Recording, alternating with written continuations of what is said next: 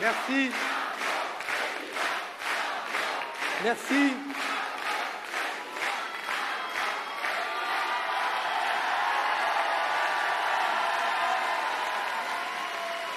Merci à tous. Merci, merci, merci mille fois. Merci à toi, Martine. Martine a eu à l'instant des mots forts et a utilisé un mot que j'ai moi-même beaucoup utilisé pendant cette campagne. Et un mot qu'on n'a pas beaucoup entendu en dehors de celles et ceux qui se battent comme vous pour un futur désirable, bienveillant. Et je peux vous assurer une chose,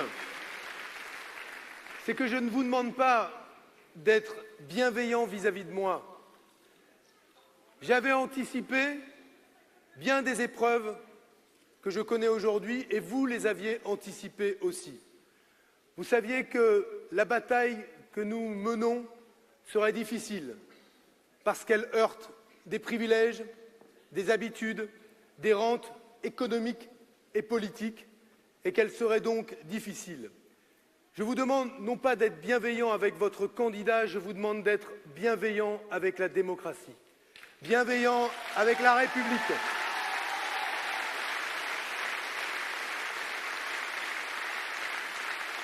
Bienveillant avec la République, bienveillant avec la France, bienveillant avec vos concitoyens, celles et ceux qui vont aller aux urnes, inquiets, parfois perplexes, parfois en colère.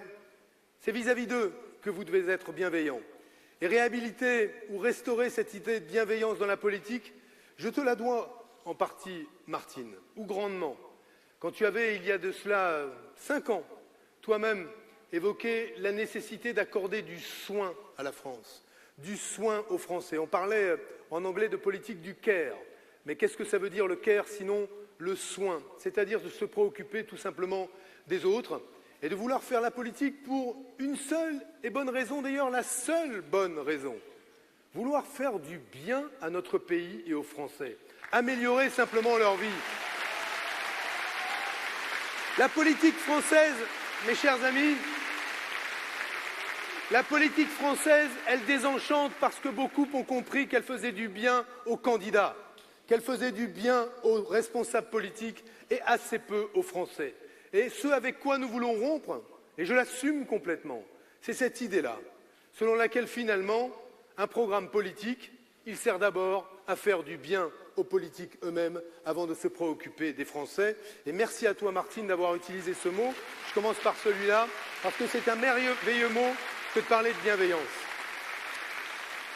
Je voulais vous dire que je suis vraiment très heureux d'être à Lille pour mon 2e meeting. Il y en aura un 3e entre les 2 tours. Très heureux.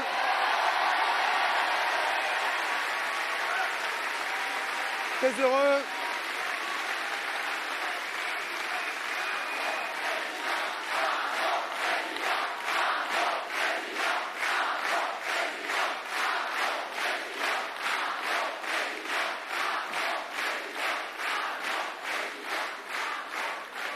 Ça n'est pas parce que Martine a parlé du pape que je joins mes 2 mains comme cela, hein, mais encore qu'elle a parfaitement raison d'avoir évoqué le pape François. Je rappelle que son prédécesseur s'appelait Benoît. Mais je ne postule pas. Je ne postule pas. Je voulais vous dire que j'étais particulièrement heureux d'être parmi vous dans cette ville, dans cette région, qui représente tant pour notre histoire collective. Tant pour vous, bien sûr, mais tant pour nous aussi qui ne sommes pas du Nord, qui ne sommes pas du Nord Pas-de-Calais, l'ancienne région, qui ne sommes pas de la région des Hauts-de-France, car c'est une région cruciale dans l'histoire du socialisme. Ce socialisme, c'est celui, et je veux lui rendre hommage, de Pierre Mauroy. Sensible...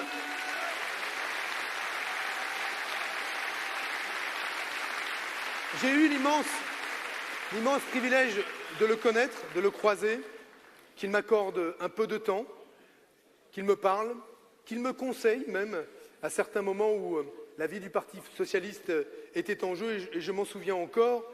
Et je me souviens que, sensible à chaque moment de sa vie politique et militante à la destinée des travailleurs, des ouvriers qu'il n'oubliait jamais de citer dans aucun de ses discours, des employés, il porta une attention particulière à l'éducation populaire et fonda d'ailleurs en 1950 la Fédération Léo Lagrange qui compte aujourd'hui, ce n'est pas le moindre de ses legs dans une société traversée par les inégalités, par les injustices, qui compte aujourd'hui plus de 50 000 adhérents, 400 associations affiliées au service d'une belle idée, l'éducation populaire. Sa devise pourrait être la mienne aujourd'hui. Pour un temps libre, utile au service du progrès social.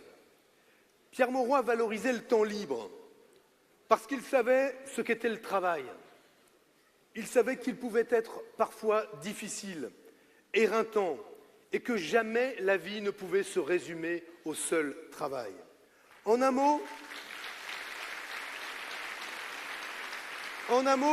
comme l'a dit Martine Aubry, s'il savait que par le travail, on trouvait une utilité, s'il savait qu'à travers le travail, on pouvait aussi avoir l'estime de soi, la reconnaissance de la société, à ses yeux, il savait, ou il affirmait, que la valeur travail, ce n'était pas la valeur du toujours plus intensément, toujours plus dur et du toujours plus longtemps. Pierre Mauroy était un de ces géants du socialisme qui, comme tu l'as salué, Martine, Henri Emmanuelli, nous quitte toujours trop tôt. Ce soir, j'ai une pensée émue pour chacun d'entre eux. Et ce soir, ils sont avec nous, et dans ma parole résonne la leur. Pierre Mauroy le disait lui-même, les hommes passent avec le reste, les justes causes, elles, ne meurent pas. Alors, celle qui lui a succédé à la mairie de Lille, celle qui a succédé à Pierre Mauroy, lui a donné raison. Elle a porté avec la même fidélité les mêmes causes et les mêmes valeurs.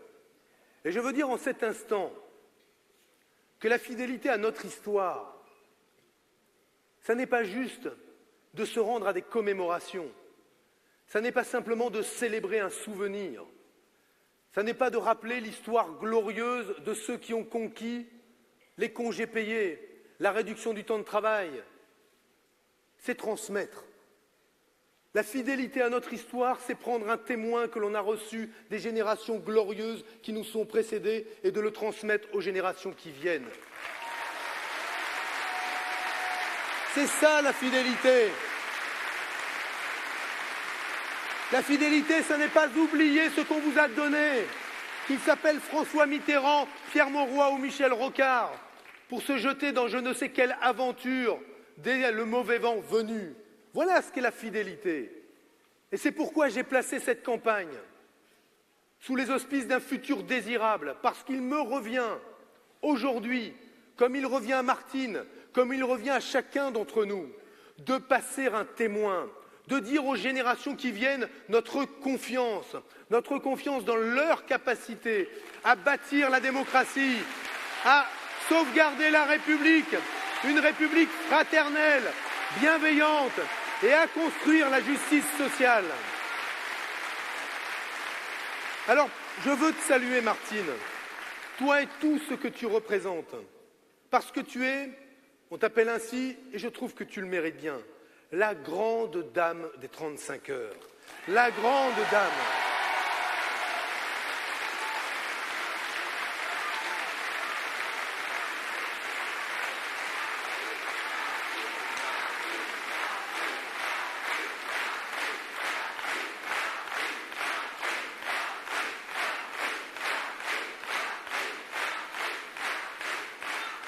Et lequel des candidats à l'élection présidentielle, lequel d'entre eux peut se targuer d'avoir un bilan et un héritage laissé à la nation, aux ouvriers chers à Pierre Mauroy, aux employés, aux travailleurs?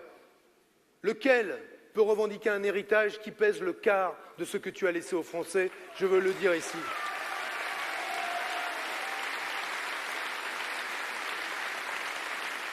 Et à travers ton action, tu es fidèle, là encore, à Pierre Mauroy, toujours lui qui affirmait avec force, face au chômage, la solution de la sagesse, c'est que les travailleurs travaillent moins. Cette sagesse, sagesse ancienne, sagesse nouvelle, je veux la faire mienne contre tous ces dogmes libéraux et surtout contre cette idéologie paresseuse et réactionnaire qui refuse systématiquement toute perspective de progrès social.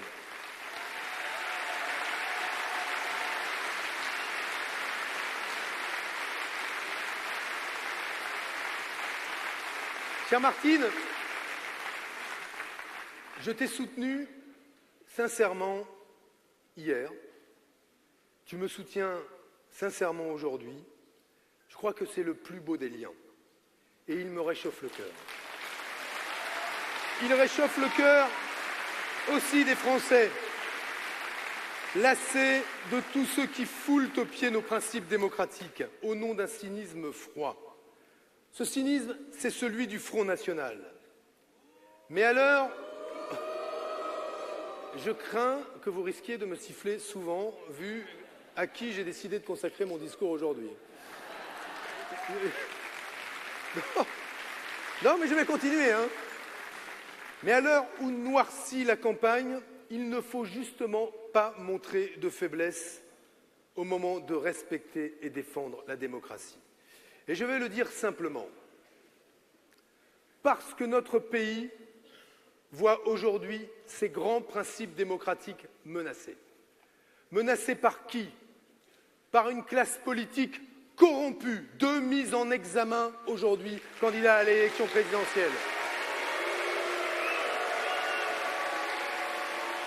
Par un parti antidémocratique, le Front National, par une fascination pour des dirigeants à l'extérieur peu démocratiques également, parce qu'effectivement, cette démocratie aujourd'hui est fragile.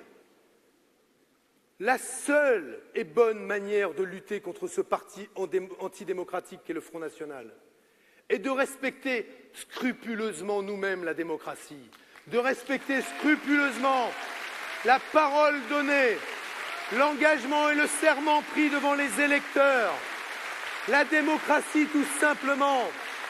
Car si nous ne sommes pas démocrates pour 2, pour 3, pour 1000, qui le sera à notre place? Qui sera démocrate à la place des socialistes, des écologistes, de la gauche?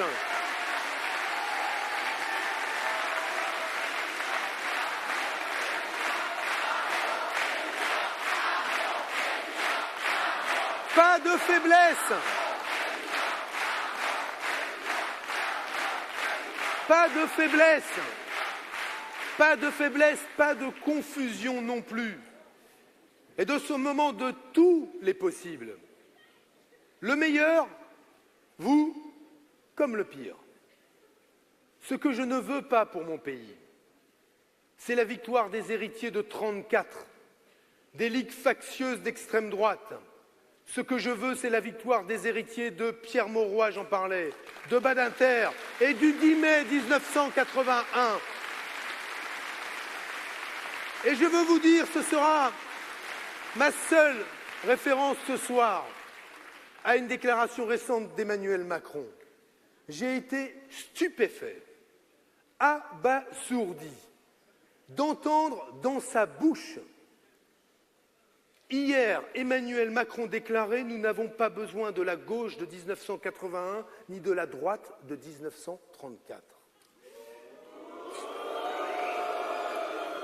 Ce qui me désole le plus pour un aspirant à la présidence de la République, c'est qu'on puisse rejoindre dans un discours et un projet qui efface toute notre histoire, salisse ses heures de gloire, banalise les heures sombres et haineuses de la pire des extrêmes droites, comme si les croix de feu, c'était la même chose que les socialistes, comme si Maurras, c'était la même chose que Mauroy. C'est inacceptable. Inacceptable. Comment dans la même phrase, associer les factieux d'extrême droite, Badinter et la peine de mort, Mauroy et les 39 heures et les 5e semaines de congés payés? Comment faire cela? Par quel prodige du marketing, par quel oubli de notre histoire arriver à réunir 81 et 34 dans la même phrase? Oui, on peut vouloir tout renouveler. Oui, on peut vouloir aujourd'hui régénérer la vie politique, mais on n'a pas le droit, je le dis, on n'a pas le droit de faire un parallèle comme celui-là. C'est se montrer fondamentalement indigne de l'histoire de la gauche. Et cette histoire de la gauche, c'est l'histoire de la République.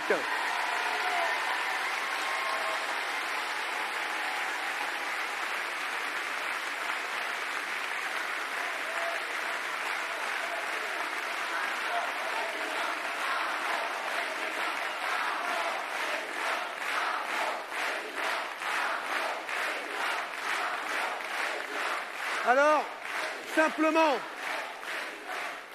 simplement, pour qu'ils sachent que nous leur sommes, nous fidèles, pas à leur visage seulement, mais à leur combat, à leurs valeurs, à leurs convictions qui sont les nôtres. Avec vous, moi je dis ici, vive 1981, vive François Mitterrand, vive Pierre Mauroy, vive Robert Badinter, vive le gouvernement d'union de la gauche! Vive cette histoire glorieuse!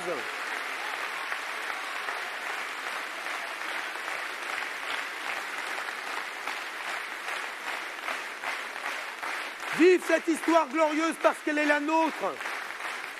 Elle est la nôtre! Que nous ne ferons pas de la politique en 2017 comme on en faisait en 81. Que nous ne pensons pas le monde aujourd'hui tel qu'il le pensait hier, car ce monde a changé, que le travail a évolué, que le réchauffement climatique est venu perturber les convictions que nous pouvons avoir sur notre modèle de développement. Et je veux dire ici ma fierté, puisque Damien en a parlé, Carême, d'avoir ici, à nos côtés, non seulement Damien Carême, mais Cécile Duflot et toute l'écologie politique. Oui, c'est une fierté. Et on me dit, Monsieur Hamon, vous avez passé trop de temps à discuter avec Monsieur Jadot. Mais c'est pas fini. Non seulement je vais vous dire que je n'ai pas passé assez de temps à discuter avec lui, mais je vais encore discuter longtemps avec Yannick Jadot, avec Cécile Duflot, avec les écologistes. Non pas avec un parti politique, mais avec l'écologie. Parce que l'écologie, elle est au cœur du projet politique que nous devons à nos enfants. Quiconque, aujourd'hui, méprise cette question, méprise les générations futures. Et je le redis là encore avec beaucoup de force, quand j'entends une partie de la classe politique n'évoquer les générations futures qu'au moment d'évoquer la dette de la France et de l'estimer en part du PIB, qui ne voit pas qu'une partie de cette dette que nous laissons à nos enfants, ils ne pourront pas la rembourser parce que c'est la planète qui brûle, parce que c'est la planète qui se meurt.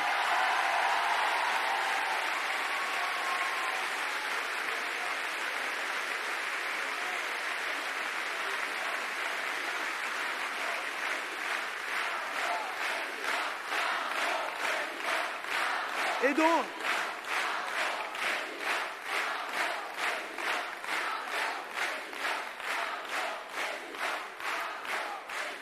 c'est la raison pour laquelle, je vous le dis, cette dette,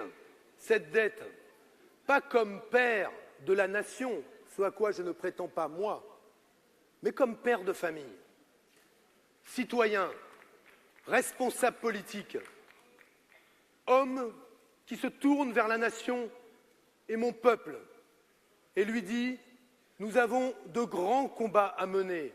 Cette dette, je vous le dis, pour toutes ces raisons-là, je n'entends pas la laisser à mes filles et je n'entends pas la laisser aux enfants de mes filles. » Alors, à cause de...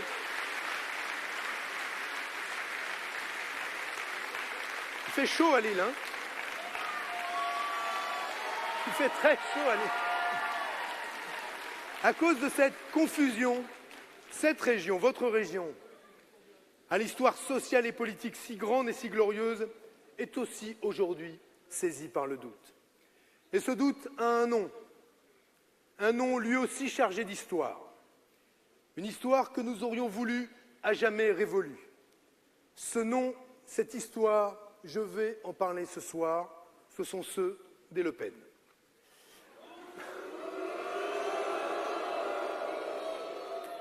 On dit souvent, et c'est une faute, que le Front National pose les bonnes questions mais apporte les mauvaises réponses. La vérité, c'est que le Front National n'a jamais posé les bonnes questions. La vérité, c'est que le Front National colonise la société française, nous abreuve de questions répétitives, obsessionnelles. Face au chômage, le Front National demande « Qui occupe vos emplois ?» Réponse « Les immigrés, qu'il faut chasser, qu'il faut laisser mourir de froid et de faim, laisser se noyer dans la Méditerranée. » Le Front National fait quoi? Il transforme une inquiétude légitime, celle de celui qui n'a pas de travail, celle de celui ou de celle qui a un petit salaire, qui s'inquiète de la manière dont il nourrira ses enfants, dont il lui permettra ou leur permettra d'avoir une bonne éducation. Il prend cette colère, l'oriente, la transforme et veut justement la modifier pour qu'elle se transforme en haine de l'autre, en rejet de ce qui est différent.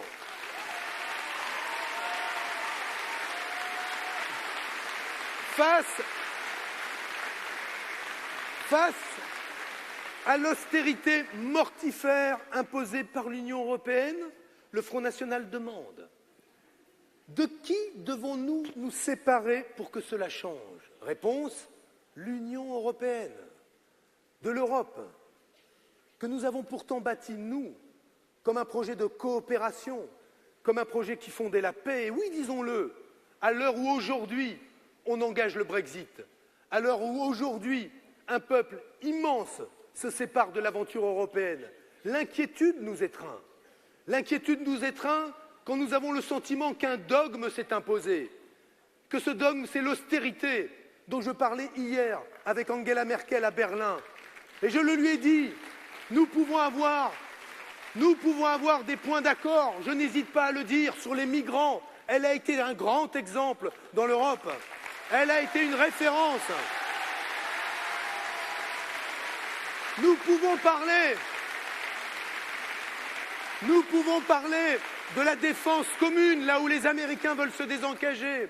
Nous pouvons même parler de transition écologique, pour peu que vous acceptiez que demain, que justement il faille investir de l'argent public davantage. Mais nous avons un désaccord fondamental, l'austérité. Parce que l'austérité est un dogme et que tous les dogmes échappent à la raison. Aujourd'hui, l'Europe n'est plus gouvernée selon la raison. Elle est gouvernée de manière déraisonnable. Et c'est cela qu'il faut combattre. Les politiques en Europe, pas l'Europe elle-même.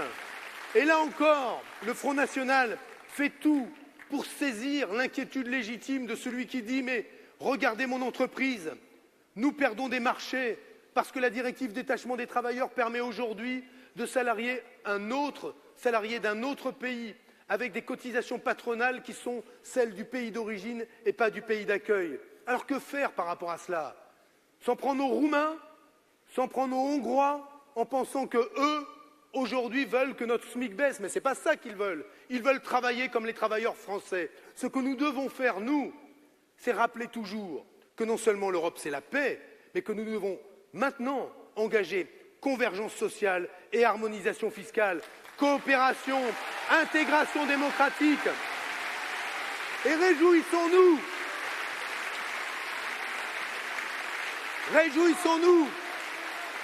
l'Allemagne,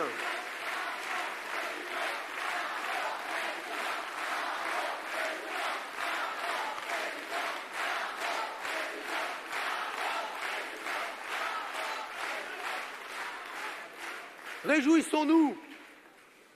Je reviens de Berlin, j'ai discuté avec Martin Schulz. Merci au SPD de m'apporter son soutien. Merci à ce grand parti social-démocrate.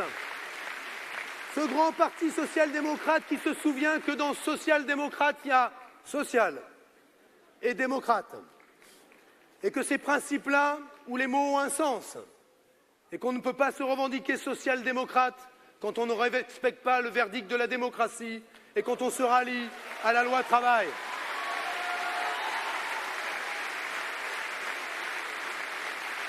Alors, merci au SPD, merci au groupe socialiste au Parlement européen aujourd'hui, par la voix de Gianni Pittella, d'avoir apporté le soutien des sociodémocrates et socialistes européens à ma candidature. Ce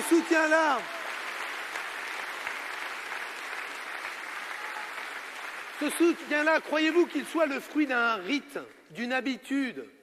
Non, il est le résultat d'une discussion, d'un choix libre, assumé, réfléchi de la part de celles et ceux qui ont bien compris en Europe, à gauche, que si nous continuons les programmes austéritaires de réduction idiote de la dépense publique, quand cela se traduit par moins d'éducation, moins de protection sociale et plus de chômage, qu'allions-nous préparer?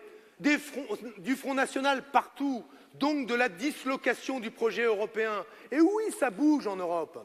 Ça bouge en Europe aussi au sein de la gauche européenne. Et je le dis à ceux qui, dans la gauche française, n'ont pas de plan A et de plan B, mais n'ont qu'un plan B au bout du compte. Celui de nous faire sortir de l'Europe. Il ne le faut pas. Il y a toujours eu dans la gauche française des Européens exigeants, même s'ils étaient des hommes de gauche exigeants.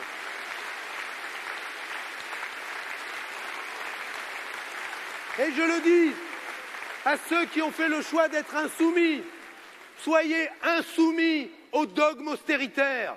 Mais s'il vous plaît, restez en Europe, nous avons besoin de vous. On a besoin de toute la gauche en Europe. On a besoin de votre force pour changer les règles, pas pour ériger des murs. Voilà ce qui peut changer.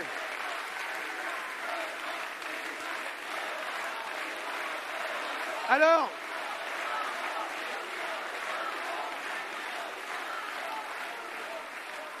autre question du Front National. Face au terrorisme, face aux attentats barbares commis par le fanatisme totalitaire de Daesh, le Front National demande: notre identité est-elle compatible avec l'islam? Réponse: oui pour nous. Mais pour eux, non. Parce que ce que veut le Front National, ce sont des musulmans sans rite, sans foi, sans culture. En un mot, des musulmans qui ne seraient pas musulmans. Or, la laïcité, mes chers amis, la laïcité, c'est la liberté de conscience. Personne n'a le droit de m'empêcher de ne pas croire. Si je veux ne pas croire, personne n'a le droit de m'en empêcher. Mais aussi, personne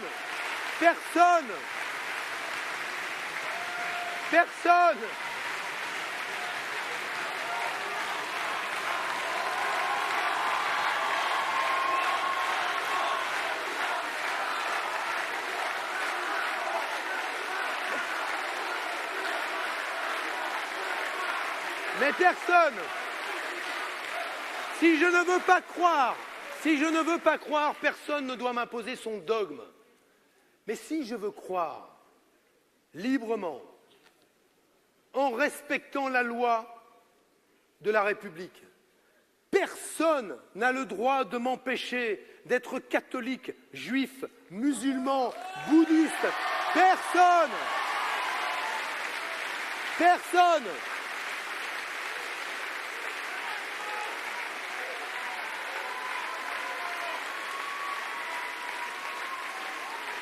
Là encore, le Front National transforme ce qui est l'inquiétude de toute famille face au terrorisme.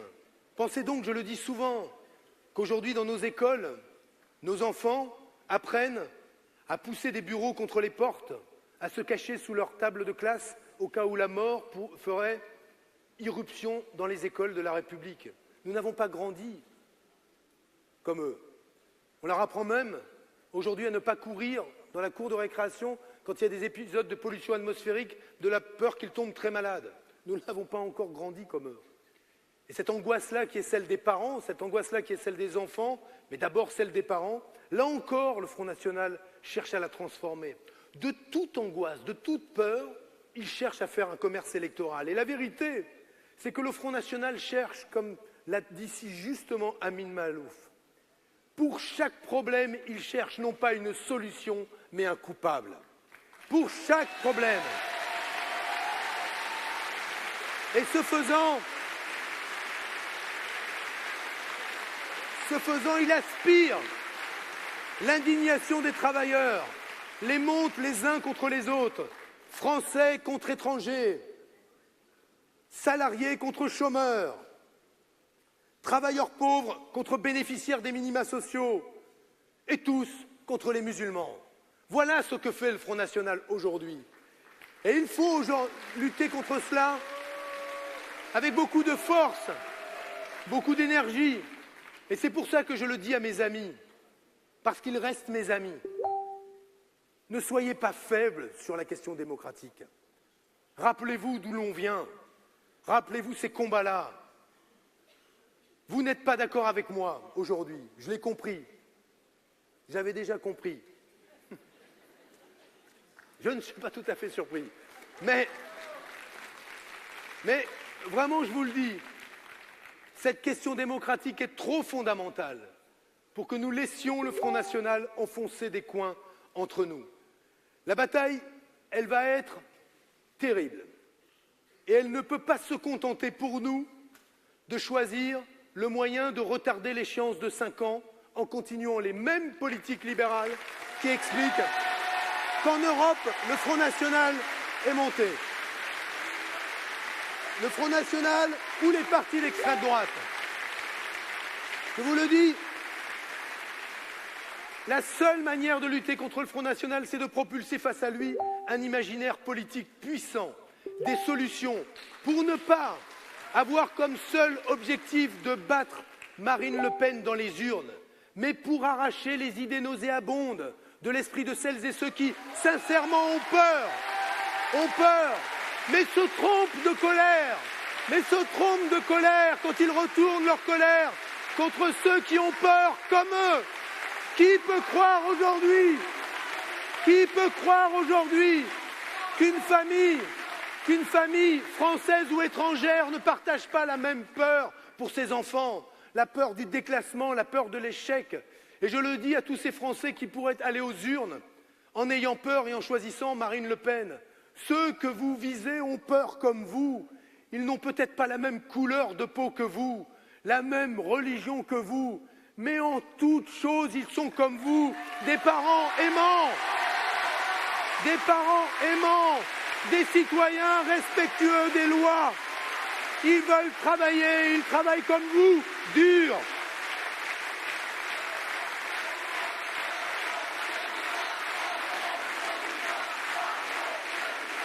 Et moi, je leur dis, et je vous dis, je veux parler pour vous qui avez peur, qui que vous soyez, où que vous soyez qui avez peur, parce que cette peur me touche. Elle me touche comme citoyen français, elle me touche comme candidat à l'élection présidentielle, parce que durant toute cette campagne, je n'ai vu que cela, de la peur autour de moi, pas que cela. J'ai tort. J'ai vu aussi beaucoup d'enthousiasme, mais j'ai vu beaucoup de peur. Et j'ai vu ce commerce de la peur. J'ai vu celles et ceux qui, sans vergogne, attisent cela, alimentent cela, et vous disent « Vous avez raison d'avoir peur, vous avez raison de vouloir marcher sur la tête de votre voisin. » Moi, je vous dis, vous ne vous en sortirez pas comme cela, parce qu'il y aura toujours quelqu'un pour vous marcher sur la tête, à vous. Et ce quelqu'un, ce sera Le Pen. Le Pen. Alors, je vous l'ai dit, j'ai croisé cette peur. J'ai même eu, et je voudrais le dire, parce que je pense à elle souvent dans cette campagne, un dialogue avec une femme qui m'avait beaucoup frappé. J'en ai parlé, je veux en reparler devant vous. Là, je vais parler de 2 personnes. et après je reviendrai à mon discours, mais de deux Français que j'ai croisés. Parce qu'au fond, peut-être ces deux-là, naturellement, ne se rapprocheraient pas, et au fond, ils sont si proches.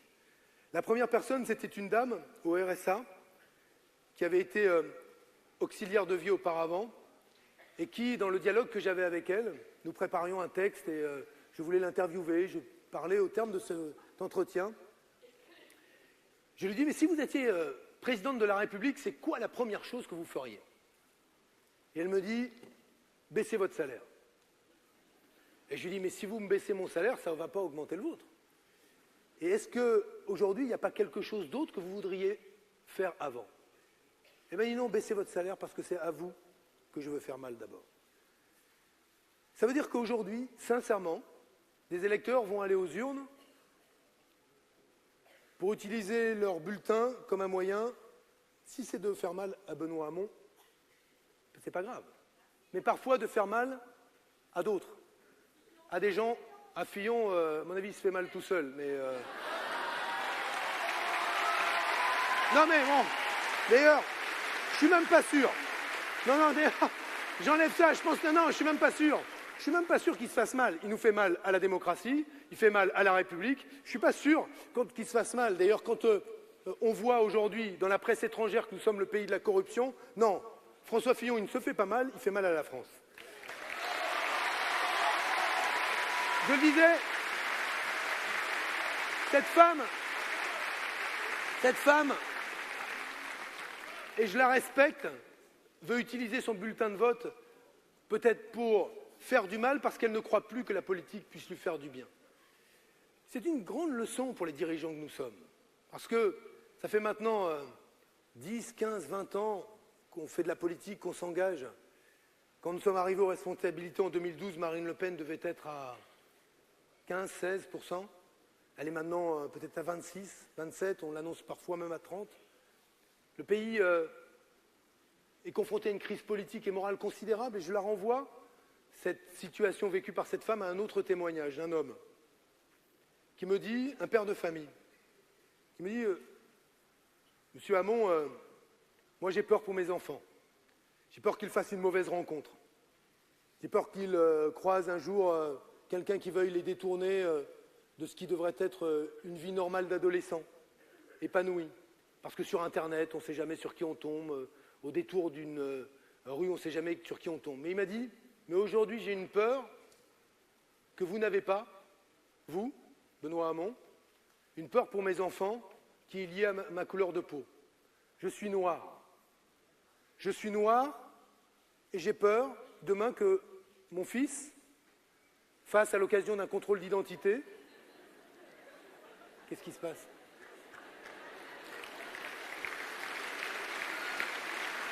Je ne sais pas ce qui se passe. Bah dites-moi, hein. Attention, l'histoire n'est pas drôle. Hein. Non mais, il me dit, j'ai peur que mon fils fasse à l'occasion d'un contrôle d'identité une mauvaise rencontre. Il me dit, sincèrement, hein, et je ne mets pas en cause la police, mais il m'a dit, moi j'ai peur aujourd'hui de la police. Eh bien, quand dans la République aujourd'hui, on a ces situations-là qui existent, la responsabilité politique qui est la nôtre, elle est de saisir ces peurs et d'offrir à ces Français un futur désirable. De ne pas prendre ces peurs et de dire, écoutez, à l'une, vous avez raison, il faut se débarrasser de tout ce que compte la politique de parlementaires, d'élus, les balayer, les dégager tous, et y installer à la place quoi? Un nouveau pouvoir qui sera un pouvoir fondé lui aussi sur la peur. Il ne faut pas dire cela, pas davantage qu'il ne faut dire à ce père de famille qui a peur, ce qui est en cause, c'est seulement l'État, une police qui serait raciste, là où en réalité, certains policiers, comme il existe des citoyens, sont racistes et se livrent à des actes qui sont des actes d'autant plus inacceptables là qu'ils procèdent de décisions de personnes dépositaires de la force publique. Et à l'une comme à l'autre, notre responsabilité, elle est de réparer, de recoudre, de recréer des liens plutôt que d'opposer les Français les uns aux autres. Alors, je veux vous le dire dès à présent, je ne prononcerai pas aujourd'hui le prénom de la candidate du Front National. Elle en a fait un objet de communication, un objet de marketing. Et pourtant, elle a hérité de son père un patrimoine et un statut social. c'est une grande bourgeoise qui se prétend femme du peuple.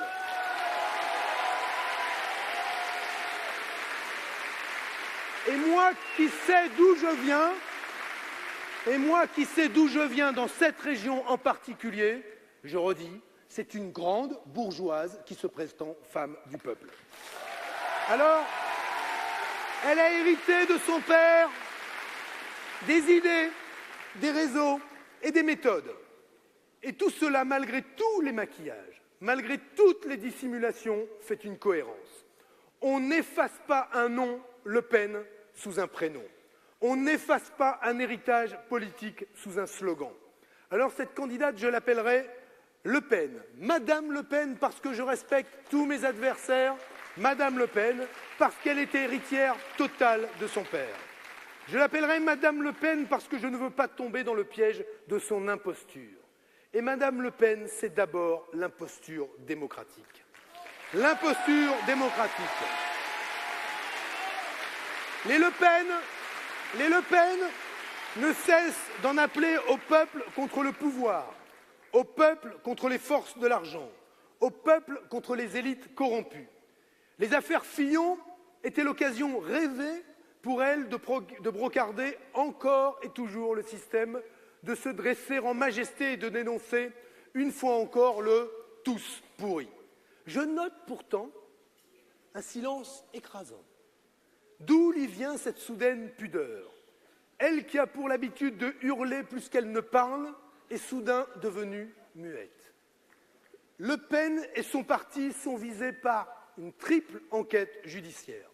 Emploi fictif, financement illégal des campagnes électorales et sous-évaluation de son patrimoine. Alors on comprend fort bien son embarras.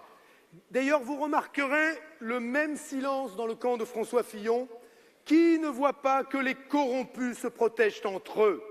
Les discours de Le Pen a fait le lit du populisme et François Fillon s'y vautre. Le Pen n'a d'ailleurs aucun respect pour la loi. Il est donc naturel qu'elle n'ait aucun respect pour les juges. Elle refuse de se rendre à leur convocation et préfère leur envoyer une lettre pleine de menaces. Et qui ne se souvient pas des menaces qu'elle a adressées aussi aux fonctionnaires de police? Celle qui prétend être demain garante de l'indépendance de la justice méprise l'institution judiciaire et s'attaque sans retenue aux magistrats. Ces menaces, elle les prononce aussi, je le disais, contre les forces de police. Le Pen a promis, si elle était élue, de demander des comptes aux policiers et aux juges en guise de représailles. Voilà la France que nous prépare le Front National. Une France aux ordres, une France au garde-à-vous, une France muselée. Qui croyez-vous qu'elle nommera au poste clé dans la police, dans l'armée ou la justice? Des obligés sans le moindre scrupule. Demandez d'ores et déjà aux fonctionnaires municipaux des villes Front National s'ils se sentent libres, s'ils ne sont pas menacés dans leur travail au quotidien.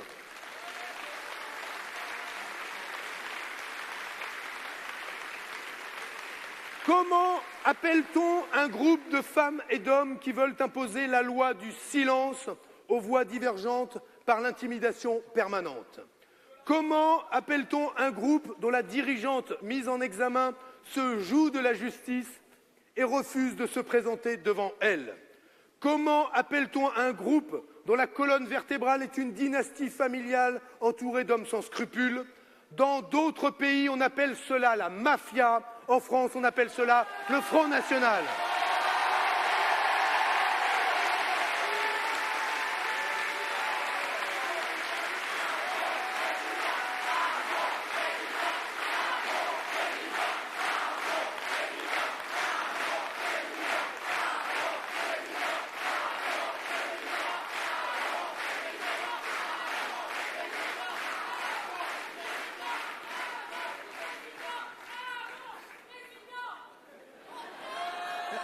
Avec plaisir.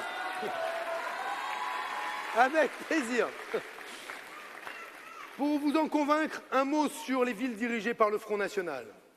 Hier, le mépris de la démocratie s'est allé en mots. Aujourd'hui, le mépris de la démocratie s'étale en actes. La démocratie, ce n'est pas un mot que l'on brandit. La démocratie, elle s'incarne quotidiennement dans ceux qui la font vivre et respirer. Je pense aux syndicats, aux associations, à l'ensemble des corps intermédiaires sans qui la démocratie est une fausse promesse et une parole creuse, un mot qui chante plus qu'il ne parle. C'est à cela d'abord que le Front National s'attaque. Les exemples, il suffit de s'y pencher pour en trouver. À Hénin-Beaumont, la municipalité supprime les locaux et les subventions de la Ligue des droits de l'homme. À Villers-Cotterêts, la ville n'a pas renouvelé les subventions à la FCPE. À Fréjus, la collectivité a mis un grand nombre d'abonnements de titres de presse à la bibliothèque municipale comme Libération à la poubelle. Et j'ai ce soir une pensée forte pour le Secours populaire que j'ai rencontré ici aujourd'hui même et qui se bat sans relâche contre le Front National et sa bêtise.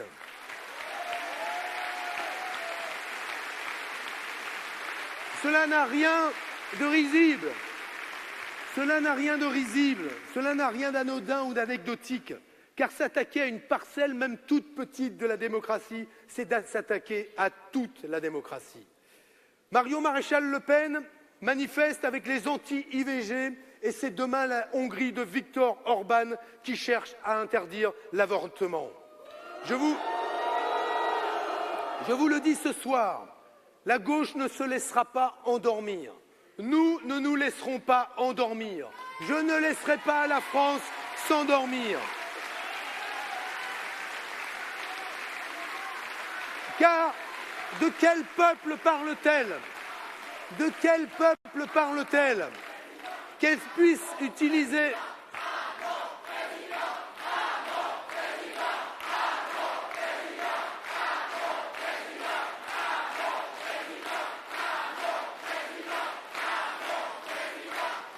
De quel peuple parle-t-elle?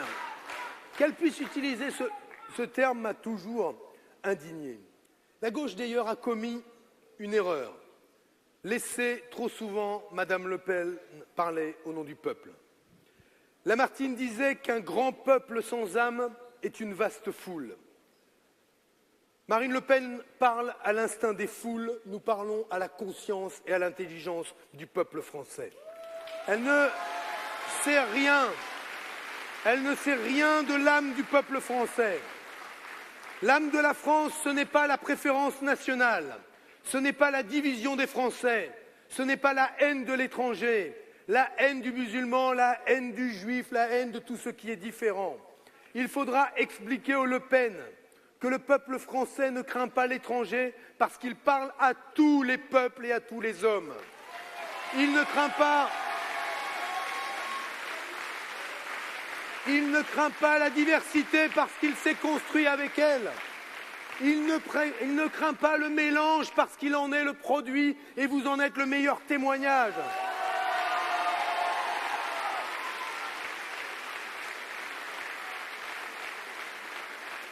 Le peuple français est celui qui a proclamé les hommes libres et égaux en droit. La liberté, l'égalité, elles n'ont pas de couleur, elles n'ont pas d'origine. Et déjà, l'édit du 3 juillet 1315 proclamait une première fois « Le sol de la France affranchit l'esclave qui le touche ».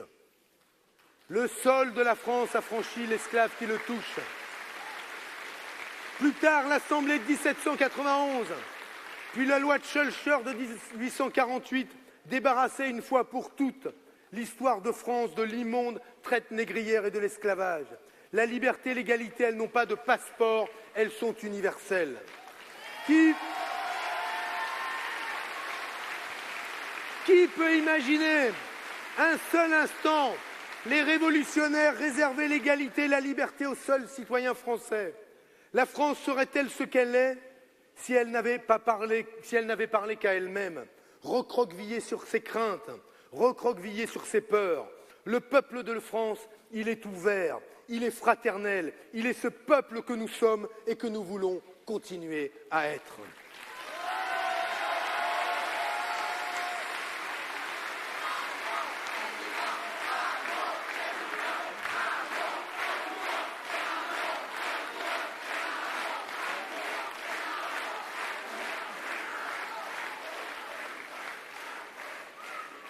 En fait, il fait chaud à Lille parce que il y a déjà un petit parfum du 7 mai 2017, non?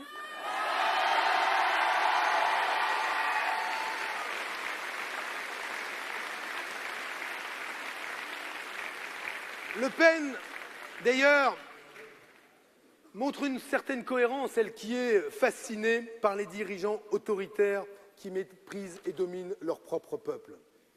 Après cette félicité de la victoire de Donald Trump aux États-Unis, la voilà donc affable et admirative, soumise à Vladimir Poutine. Il y a encore quelques jours à peine, la police moscovite a arrêté plus de 700 opposants au régime d'une manifestation anti-corruption.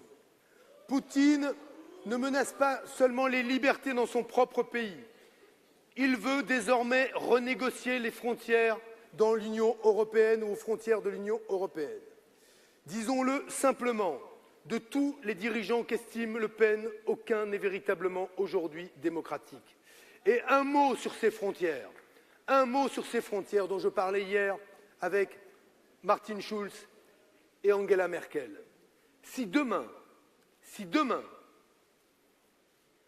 le futur président de la République ou la future présidente de la République acceptait le désir du Kremlin de remettre en cause ce qui a été le mémorandum de Budapest, l'accord signé par la Russie de l'époque au moment du démantèlement de l'URSS, pensé par François Mitterrand et Helmut Kohl, signé par les Britanniques, validé par les autres, et qui disait « Le pire risque qui soit, c'est de rouvrir la question des frontières en Europe, parce que reparler des frontières, c'est la guerre. » Et on proclamait donc l'intangibilité des frontières, intangibilité remise en cause aujourd'hui par Poutine en Ukraine comme en Crimée. Si nous acceptons cela pour la Crimée et pour l'Ukraine, qui sera le prochain? Qui sera le prochain à la frontière orientale de l'Europe? Qui peut dire qu'il n'y aura pas à nouveau des morts et des guerres en Europe? 10 000 morts déjà sur le sol européen, rien qu'en Ukraine. Et on voudrait ouvrir cette discussion-là, tourner le dos à ce qui avait été justement la conscience profonde de François Mitterrand et Helmut Kohl, que la paix en Europe reposait sur ce principe fondamental de ne pas remettre en cause le tracé des frontières, sauf à faire ressurgir des revendications minoritaires, sauf à faire ressurgir de vieilles disputes historiques, et des disputes historiques dont se mêleront d'autres que les Européens. Puisqu'on nous parle de la Crimée, qui effectivement a été donnée en quelque sorte par Khrouchtchev à l'Ukraine, qui ne se souvient pas que la Crimée, entre le XVIe et le XVIIIe siècle, était dans l'Empire ottoman? Jusqu'où tout cela va-t-il remonter si nous ouvrons ces questions-là? C'est une folie, je le dis aujourd'hui, c'est une folie d'ouvrir le dossier des frontières avec M. Poutine. Et aux Européens, à ceux qui en France sont des citoyens européens, croient en l'Europe, de gauche comme de droite, détournez-vous de cette perspective, s'il vous plaît. Détournez-vous de cette perspective, car c'est une perspective, là encore, dangereuse, qui ne voit pas que l'agenda de la Russie, je comprends que Vladimir Poutine défende les intérêts de son pays, mais l'intérêt de la Russie n'est pas l'intérêt de l'Europe, l'intérêt de la Russie n'est pas l'intérêt de la France. Et nous sommes là pour défendre les intérêts de la France, pas ceux du Kremlin. Les idoles de Le Pen ne sont donc pas les nôtres. Et je le dis, la gauche ne laissera pas le Front National transformer la France de Zola en la Russie de Poutine. La gauche ne laissera pas le Front National transformer la France de Condorcet en l'Amérique de Trump.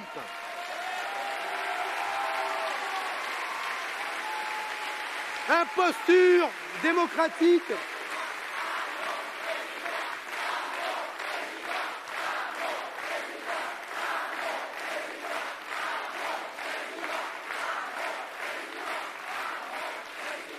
Imposture démocratique, imposture historique. Marion Maréchal Le Pen, 2 fois que je la cite, elle va être contente, accusait hier la gauche d'avoir organisé l'amnésie historique dans nos écoles. D'ailleurs, j'aimerais bien savoir dans quelle école elle a été.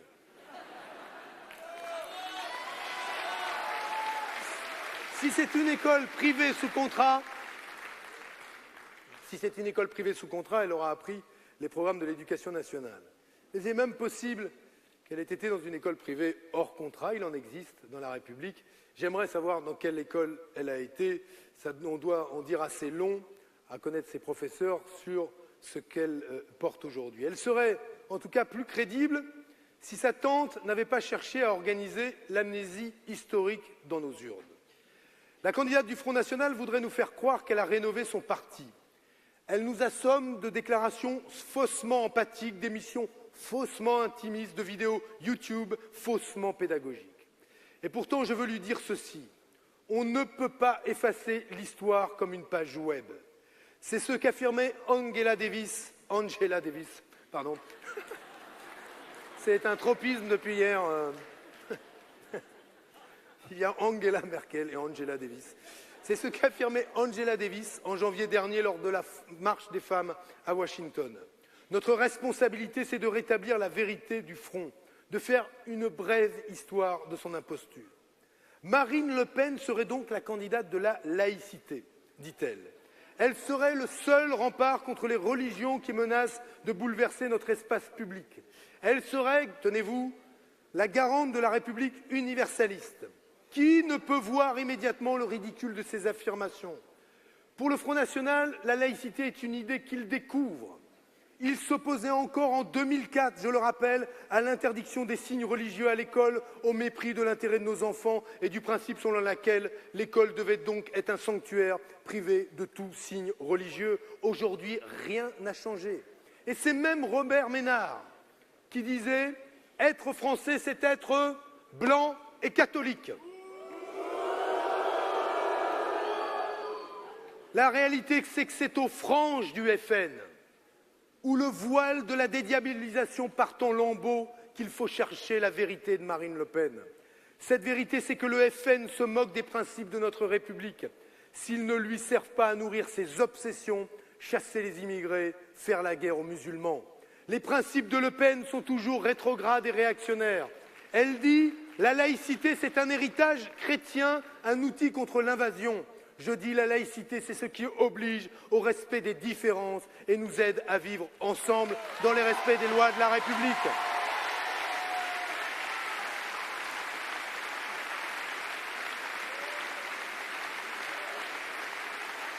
L'autre preuve que Mme Le Pen ne comprend rien à nos principes, c'est la manière dont elle instrumentalise constamment la question des femmes dans ce pays.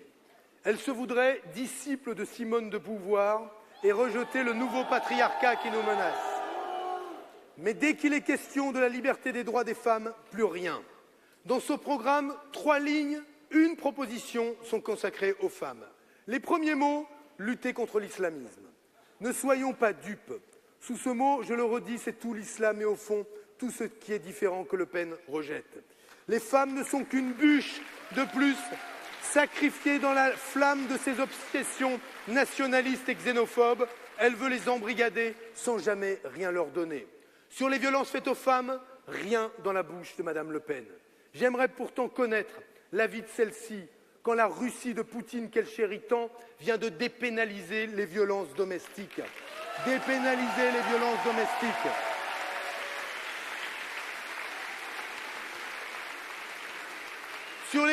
Sur l'éducation à l'égalité femmes-hommes, rien d'autre qu'une vieille rengaine sur le meilleur ennemi imaginaire de tous les réactionnaires, la théorie du genre. Sur l'égalité face au travail, moins que rien, la fin du partage du congé parental entre les parents. Sur la libre disposition du corps des femmes, bien pire que rien, des propos calomnieux, insultants, ignobles, les IVG qualifiés d'IVG de confort, les centres de planning familial qualifiés de centres d'incitation à l'avortement ou d'instruments de sa banalisation. Là encore, sa nièce appelait récemment les plannings familiaux des associations politisées. Elle proposait aux dernières élections régionales de cesser de les subventionner. Et c'est précisément ce qu'a fait le maire de Hayange, M. Engelmann, là encore non pas avec le planning familial, mais avec le secours populaire. Imaginez donc, pour les femmes, ce que représenterait un Front national au pouvoir. Les distances prises par la tante avec la nièce ne sont que poudre aux yeux. Le FN au pouvoir, c'est un renforcement des discriminations, des préjugés à l'encontre des femmes et une diminution de leurs droits. C'est une instrumentalisation des libertés des femmes contre l'islam. Mais voter pour cette femme, en réalité, c'est voter contre toutes les femmes.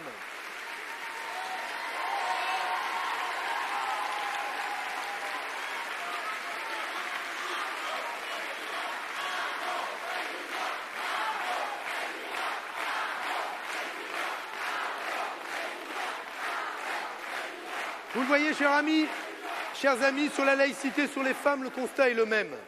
Le Pen fait semblant de croire aux grands principes que nous aimons tous. Elle voudrait se couler dans le moule de la République, mais ne parvient jamais tout à fait à gommer son cynisme, jamais tout à fait à effacer son père de la photo de famille. Tous les moyens sont bons pour stigmatiser toujours les mêmes, pour les faire responsables de toutes nos divisions, alors qu'en fait, celles qu'elle cible sont toujours les premières victimes. Je veux poser à Le Pen les questions d'Olympe de Gouges. Comment est-il possible de prêcher avec véhémence ce qu'on ne pense pas? Comment peut-on, avec autant d'audace, tromper le peuple et mettre sur le compte d'autrui les résultats de ses propres crimes?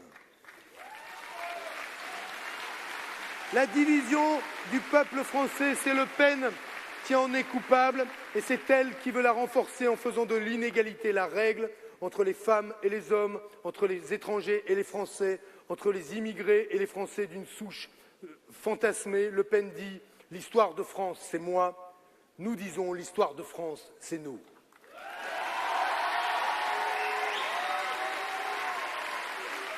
Et je veux le redire ici dans le Nord, vous le savez bien, qui êtes venus ici en masse, volontaires, enthousiastes. Quels sont ceux qui ont protégé ce territoire? Quels sont ceux qui ont protégé la France? Quels sont ceux qui l'ont fait vivre? Italiens, Grecs, Américains, Polonais, Turcs, Syriens, Roumains, Espagnols, Tchèques, Arméniens, Russes, Belges, Anglais, Serbes, Bretons, Auvergnats, Provençaux, Corses, Picards. Tous répondirent présents. L'aurait-il fait si l'histoire de France n'avait pas été mondiale, si elle n'avait pas été aussi leur histoire? Et lorsque les ouvriers des bassins houillers s'unirent en juin 1936 pour résister à un patronat qui voulait renvoyer les étrangers et les anciens pour faire des économies, ne furent-ils pas victorieux parce qu'ils étaient français, polonais, italiens et de toutes les nationalités? Désunis, ils auraient été vaincus. Désunis, auraient-ils pu résister par la grève à l'occupant en 1941? C'est la leçon qu'ils nous laissent. Et c'est cette leçon-là encore que je veux porter contre le mensonge et l'imposture historique du Front National. Et puis j'en terminerai par la dernière imposture, l'imposture sociale. De père en fille, la vitrine a changé, mais l'arrière-boutique est restée à l'identique. La brutalité sociale, il s'en accommode pourvu qu'elle soit patriote. Le Pen veut casser l'euro, notre monnaie. Elle dit vouloir redonner de la liberté à l'économie française. Je dis qu'elle lui attachera de nouvelles chaînes, celles de l'inflation galopante des produits importés, le pétrole, le gaz, des dizaines de produits de notre quotidien connecté, celle du prix de la dette publique, mais aussi privée à la merci de tous les spéculateurs. À chaque fois, c'est le porte-monnaie des plus modestes qui en fera les frais. À chaque fois, ce sont les revenus des travailleurs qui seront attaqués. Et je ne parle même pas des répliques qui seraient dues au séisme. Parce que Madame Le Pen, nous dit l'exemple, c'est l'Angleterre, c'est la Grande-Bretagne. Mais à ce que je sache, la Grande-Bretagne est sortie de l'Europe, mais pas de l'euro. Elle avait déjà la livre et on ne peut pas comparer la situation de la Grande-Bretagne à ce qui serait celle de la France. Parce que si nous sortons de l'euro, la déferlante s'abattra par vagues successives sur les récifs fragilisés de notre tissu économique et industriel. Et comme toujours, ce seront les travailleurs qui les premiers boiront la tasse. Tout ce que je dis, la famille Le Pen le sait très bien. Elle est bien éduquée, elle sait compter, elle sait que la sortie de l'euro inquiète. mais elle est prête à tout pour duper les Français. Elle a donc bricolé une nouvelle monnaie qui aurait tous les avantages du franc sans ses défauts. Le mensonge est aussi grossier, mais il en dit long sur le cynisme familial. Après tout, je veux le dire, que connaît la fille Le Pen à notre pays? Moi, je ne mens pas sur mes racines. Je suis un enfant d'une famille française des classes moyennes. Je sais ce qu'a été la trajectoire de mes grands-parents, de mes parents, les efforts qu'ils ont faits pour s'élever dans la hiérarchie sociale, les efforts qu'ils ont faits pour que leurs enfants soient à la place qui est la leur aujourd'hui, la fierté qu'ils tirent du mérite républicain qui a été le leur et du travail qui a été le leur. Je sais, comme à mon père et à ma mère, que rien ne nous a été offert, que nous n'avons pas, nous, hérité d'une rente économique et politique. Je ne suis pas le fils d'une dynastie, je suis le fils d'une famille française qui a travaillé, paysans, ouvriers, employés, des femmes et des hommes qui ont travaillé pour être ce qu'ils sont et faire de moi ce que je suis aujourd'hui. Et je veux le dire parce que je sais d'où je viens. Parce que je sais d'où je viens. Parce que nous savons d'où nous venons.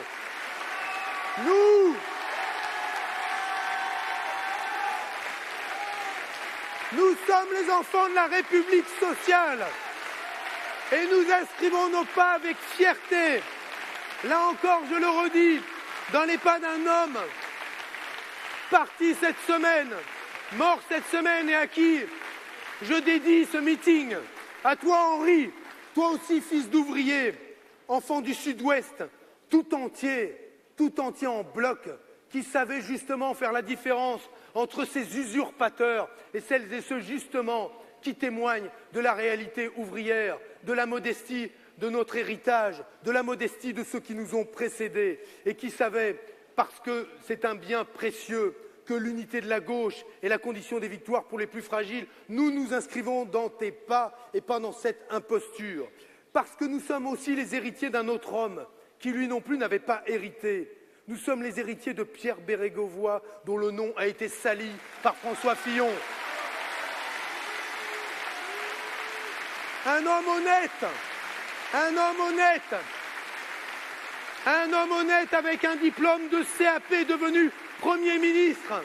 Le contraire de tout ce que nous propose Madame Le Pen, de tout ce que nous propose Monsieur Fillon. Un homme du peuple, preuve que le mérite n'a pas d'adresse ni de compte en Suisse. Il avait lui aussi servi les travailleurs, rien que les travailleurs, tous les travailleurs jusqu'au bout. Voilà, Le Pen a pris les mots de la gauche, elle a pris certains accents de la gauche. Mais ne la laissons pas prendre l'avenir des travailleurs de ce pays. Avec vous, je veux lui opposer la plus vive des résistances. Avec vous, je veux faire face, faire front. Avec vous, je veux faire mienne la colère des Français, non pour les diviser, mais pour les rassembler. Il y a dans ce pays une majorité sociale que nous devons transformer en majorité politique, compacte, puissante, porteuse d'espérance. Le Pen, c'est la candidate des rentiers de la vieille France. Comme son père, elle ménage à tout prix les grands argentiers. La finance, elle ne veut pas la réguler. Le changement climatique, elle renonce à le combattre. Moi, nous sommes les candidats des emplois de la France de demain. Nous ne flattons aucune nostalgie et nous serons demain libres de tout lobby. Le Pen veut isoler notre pays et en faire payer le prix aux consommateurs, aux Français, via des taxes sur les importations. Moi, je veux placer le durable et le local au cœur de notre économie. Je veux que 50% de la commande publique aille aux PME et aux TPE de nos territoires locaux qui font le choix de la qualité, qui font le choix d'embaucher ici. Le Pen cherche des boucs émissaires. Moi, je propose des solutions aux problèmes des Français. Les logements mal isolés sont une atteinte grave au pouvoir d'achat et la santé de millions de Français. Je lancerai donc un plan de 100 milliards d'euros dans la rénovation thermique des bâtiments. L'énergie la moins chère est encore celle que l'on n'est pas obligé de consommer. Ce plan est aussi un plan pour l'emploi. 180 000 emplois seront créés sur le quinquennat dans le BTP nouvelle génération. Le Pen, c'est la candidate du nucléaire ad vitam aeternam. Moi, je veux que d'ici une génération, je veux que d'ici 2050, la France devienne 100% renouvelable. Je veux dire à nos ingénieurs que leurs compétences seront indispensables pour faire advenir un monde post-nucléaire, que nous avons besoin de ces compétences-là. Mais aujourd'hui, qui peut ignorer que les énergies renouvelables sont plus compétitives, moins dangereuses et que surtout elles créent près de 6 fois plus d'emplois sur l'ensemble des territoires. Le Pen se nourrit de la misère des champs. Sa défense des agriculteurs est une imposture. Rappelons qu'en 2013, au Parlement européen, elle n'a pas soutenu le plafonnement des aides aux exploitants les plus riches pour aider les plus fragiles. Moi, je veux redonner un avenir à notre agriculture.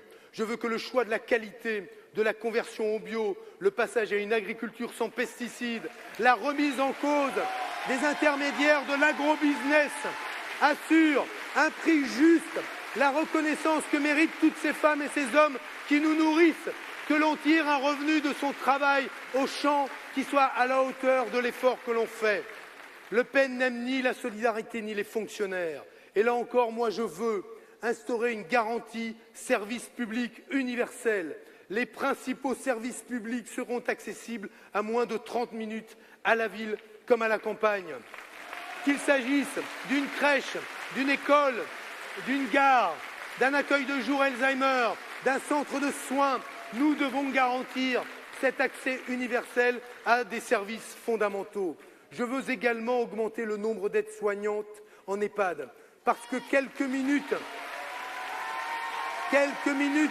d'humanité en plus sont un investissement et pas une dette. Je veux faire en sorte d'augmenter de 30% l'APA, de 10% le minimum vieillesse. Je veux faire en sorte demain que nous créions une allocation bien vivre en EHPAD qui réduise le reste à charge pour ces familles, ces personnes, ces résidents qui n'ont pas les moyens aujourd'hui, sauf à le demander à leurs enfants, de pouvoir vivre et finir leur vie parfois, souvent, dans des maisons de retraite. Enfin, je créerai un service public de la petite enfance avec 250 000 nouvelles places d'accueil à horaires adaptés pour que chacun puisse mener de front vie privée et vie professionnelle. Au total, c'est plus de 220 000 postes qui seront créés pour s'occuper des autres. Alors, en ce qui me concerne, entre les actionnaires et les salariés, j'ai fait mon choix. La famille Le Pen aussi, mais ce n'est pas le même. Les a-t-on jamais vus soutenir les PSA, les Conti, les Whirlpool, les Ecopla? Où étaient-ils pour Doux, ArcelorMittal et maintenant Thioxide à Calais? Jamais nous ne les avons vus sur ces batailles-là. Élu président de la République, je le dis solennellement ici, les entreprises qui délocalisent devront rembourser les sommes publiques indûment perçues.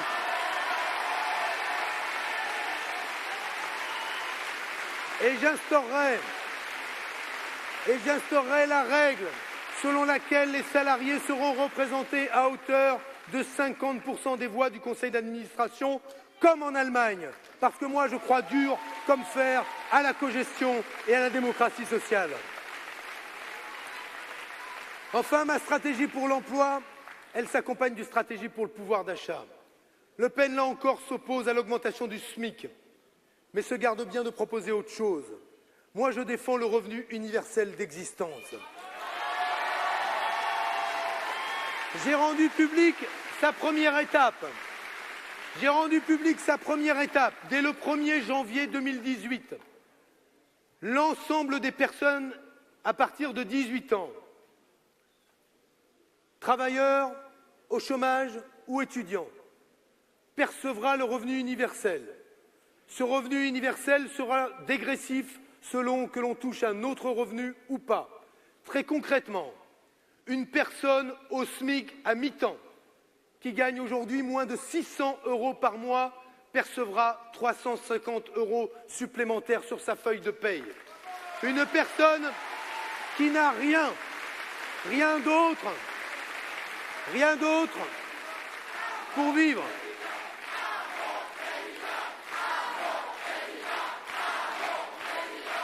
jeune à partir de 18 ans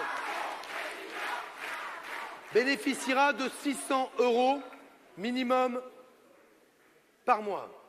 Une personne au SMIC, temps plein, percevra 200 € de plus par mois sans que cela ne touche au SMIC brut, c'est-à-dire sans que cela n'affecte le coût du travail et la compétitivité de nos entreprises.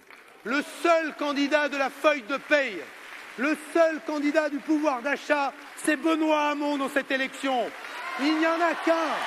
Le seul qui revalorise le travail, le seul qui se préoccupe des petits salaires, le seul qui se préoccupe de savoir de quoi l'on vit quand on travaille dur, c'est Benoît Hamon dans cette campagne présidentielle. Et je l'assume. Oui, je veux l'augmentation de la feuille de paye. Oui, je veux augmenter le pouvoir d'achat. Et ce ne sera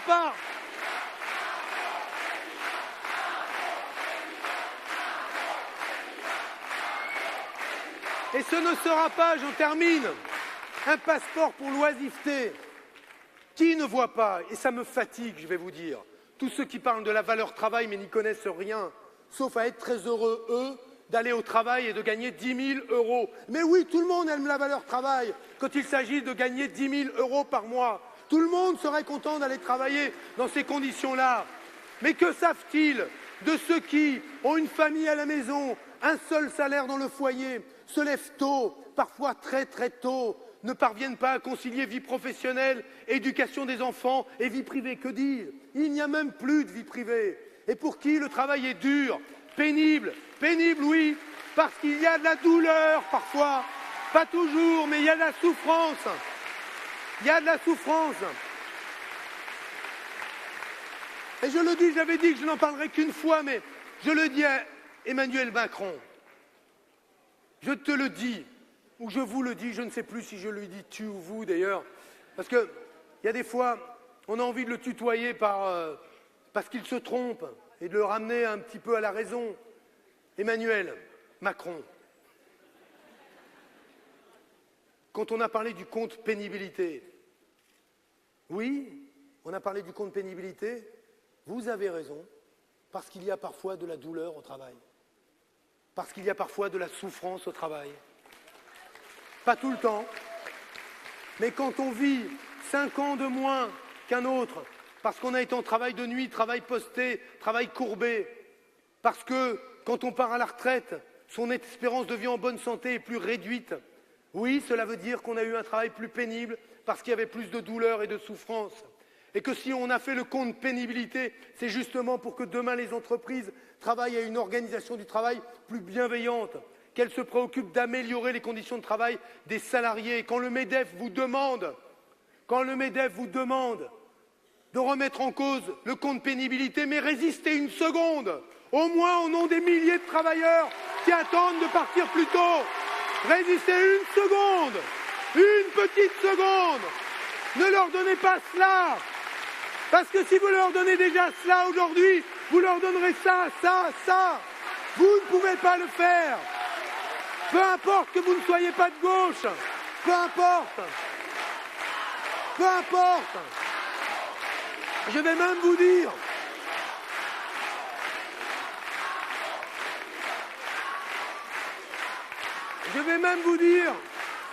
il est possible, cher Emmanuel Macron, que dans les ralliements de droite qui vous ont rejoint, il y ait quelques responsables politiques de droite plus éclairés que vous sur les questions sociales qui vous disent que ça a été une erreur.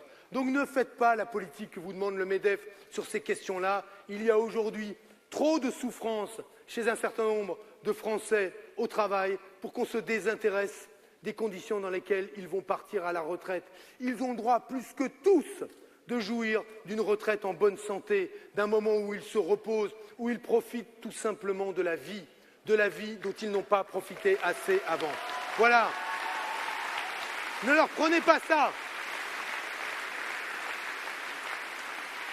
Alors oui, le revenu universel sera un moyen pour ceux qui ont un travail difficile de renégocier un temps plein pour le transformer en temps partiel. Et parce qu'ils savent qu'avec ce temps partiel, plus le revenu universel, ils ne perdront pas en pouvoir d'achat, ils réorganiseront leur vie. Et ce ne sera pas un luxe.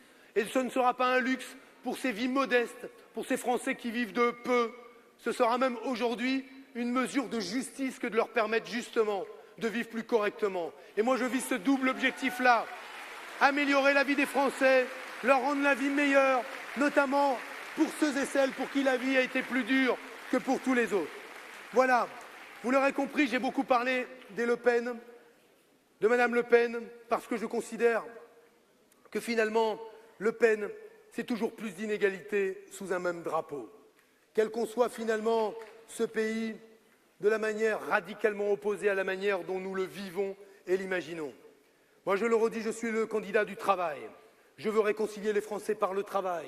Je veux les réconcilier par le pouvoir d'achat. Je veux améliorer leur vie et pour commencer, la vie de celles et ceux qui sont les plus modestes.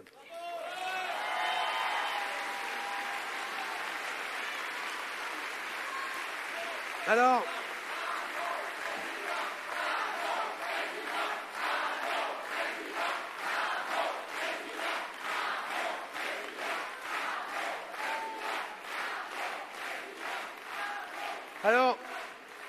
face à Le Pen, nous lui devons de nous rassembler. Et je le dis, je me suis exprimé ce matin pour regretter qu'une partie de ma famille politique ait fait le choix de nous quitter. Parce que je pense que dans un moment comme celui-là, il est important de faire môle, d'être compact. Vous êtes là, merci, c'est le meilleur, d'ailleurs la meilleure réponse qu'on peut leur faire. Mais ce rassemblement, il doit déborder les appareils. Il doit déborder les appareils. Il doit aller au-delà. Il doit aller au-delà des discussions entre les partis politiques et d'une négociation. Je me suis tourné vers le reste de la gauche, pas par arrogance, parce que je viendrai du Parti socialiste et qu'il faudrait que je sois celui autour duquel, naturellement, tout le monde se rassemble. Je connais les campagnes électorales. Il y a des bons moments, il y a des mauvais moments. Et en ce moment, objectivement, la vie politique française est pleine de convulsions.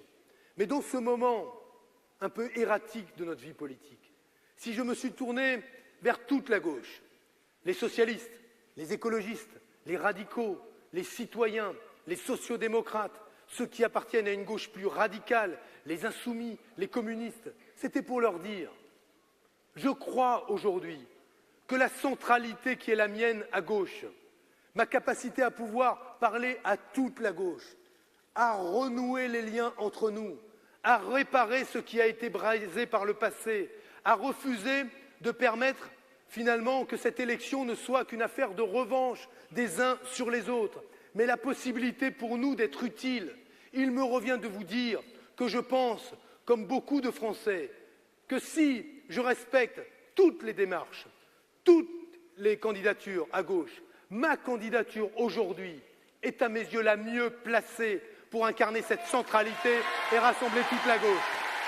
Parce que sans rassemblement,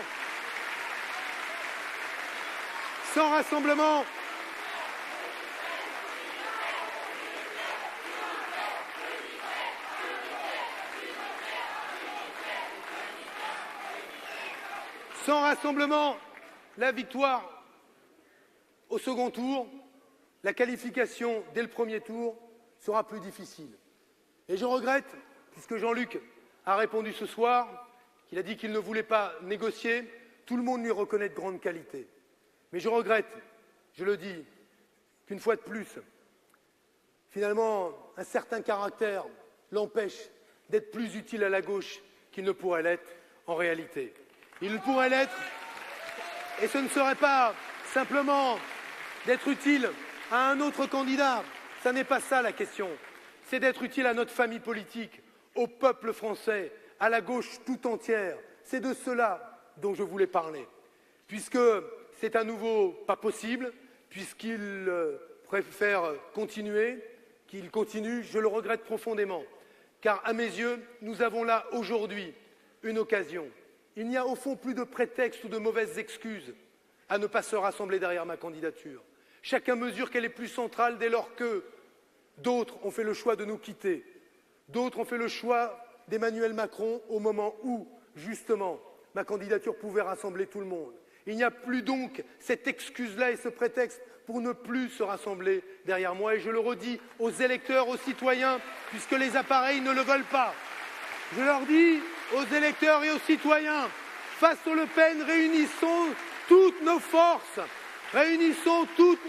autour de ma candidature.